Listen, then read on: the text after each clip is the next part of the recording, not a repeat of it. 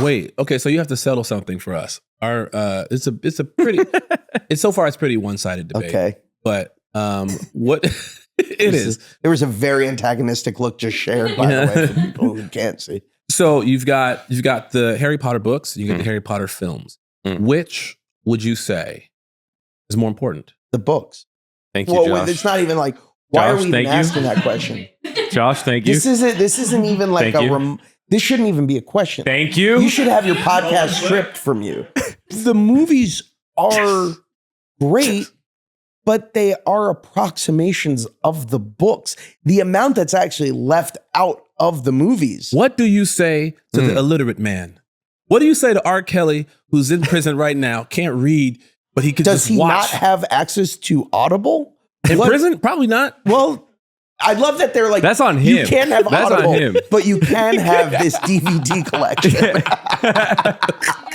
Well, because it wasn't so one-sided, but a lot of folks were saying the movies helped the popularity of the books more than Dude, the books were I was trying to tell him because he hasn't read the books, and I was trying to tell him in real time when the books were coming out, it was a phenomenon. Like there were lines outside of Barnes and Noble around my whole fucking mall where it was like the biggest people thing in on costumes, like it was wild times. When Deathly Hallows came out, it was the biggest event. Dude, it was the biggest thing of all time. It was crazy. And like I'd never seen anything like that for If J.K. Rowling stopped doing whatever she's doing and started like, if she just decided to publish a new Harry Potter book, it would break.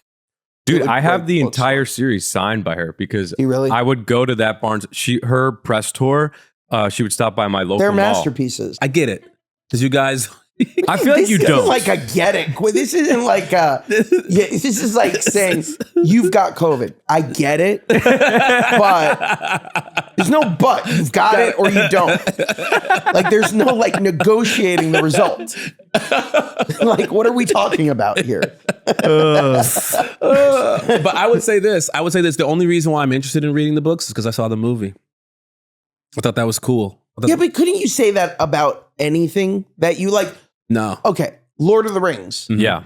I experienced those movies before I read the books, but I would never have the gall to say they're better than the books because J.R.R. Tolkien is one of the greatest writers of all times. And just because the movies are perfect, they're perfect because the books exist and the books are perfect. No, I wouldn't say that because I know some directors who I worked with before.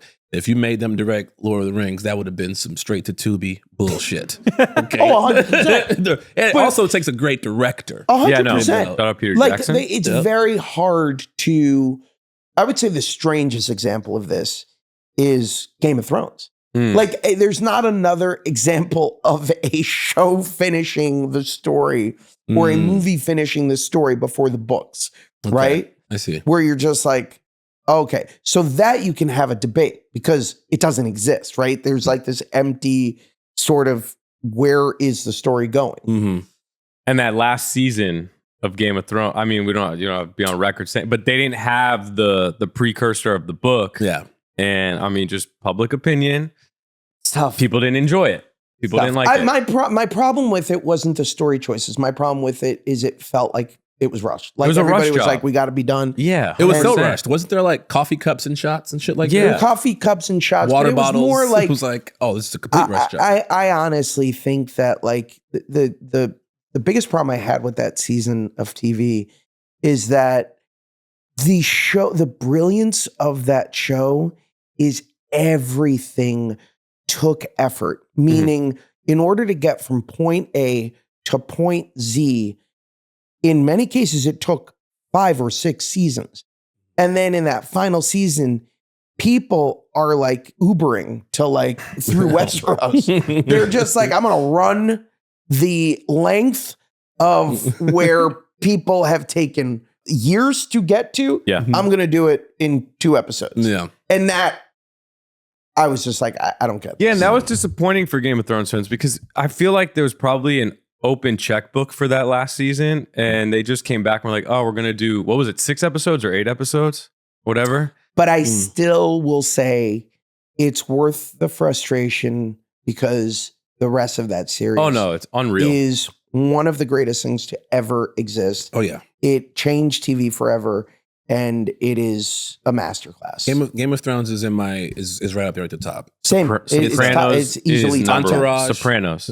Game of Thrones could have been number one had it stuck the landing. Yes. Yeah. That's the frustration. What do you have as number one? It's probably a tie. Okay. Mad Men Mhm. and Breaking Bad are probably tied for number one. Sopranos would be 2. Okay. Mm-hmm. There isn't a bad episode of Mad Men or Breaking Bad. If you go back and watch the season, it's a no-hitter. It's a perfect game. There's like, one kind of episode of Sopranos you'll get, which is kind of like, it's good. It's good. Otherwise, it's brilliant.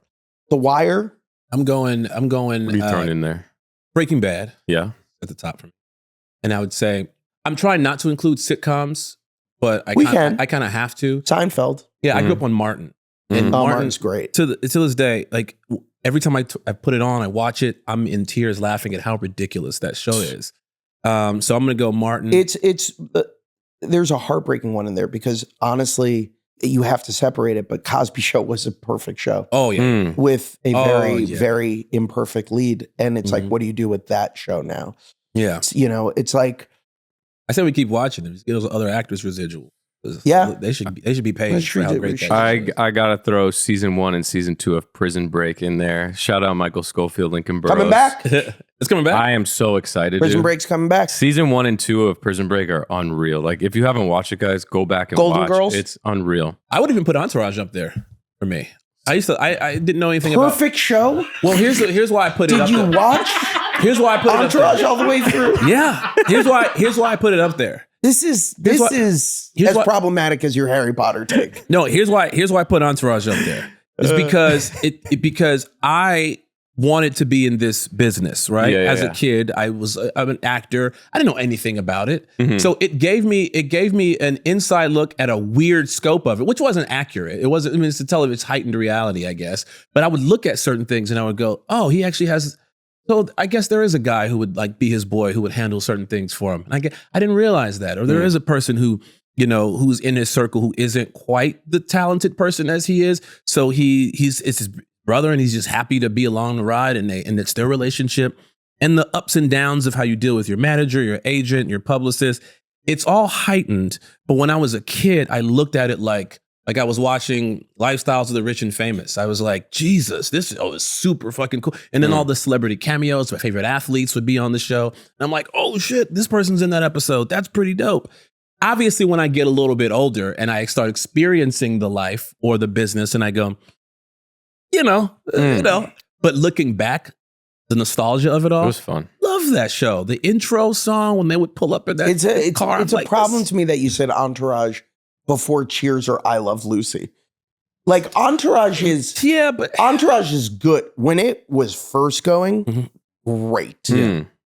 Then it became a cartoon. When Vinny became like the cokehead and all that, it just and he was like dating the porns. It just got a little crazy. But it was really Larry fun. Sanders Show. Yeah. I don't think I ever dove too far into the Larry Sanders Show. I was Martin, Jamie Foxx, Fresh Prince. Like I said, Fresh Prince is a perfect show. Those shows. SNL, would you put SNL up there? I would. Actually, I would. SNL to me. Simpsons? Yeah. Star I was Trek? more of a South Park guy. I love Simpsons, Star Trek. yeah. For Next sure. Gen. Yeah, it's Is a so perfect show. good. It's so 30 good. Rock, though. 30 Rock is a brilliant show. 30 Rock is a brilliant show. 30 Rock is start to finish a perfect show. I want to say 30 Rock was the first show that I bought the collection and would just binge it, watch the outtakes, anything Tracy Morgan was doing. In Living So, Color? In Living Color was like a game changer for me because I was just like, oh, you can do this on TV? Like SNL was sort of like, it was the PG version of what In Living Color gave me as like a kid growing up in the 90s being like, oh shit.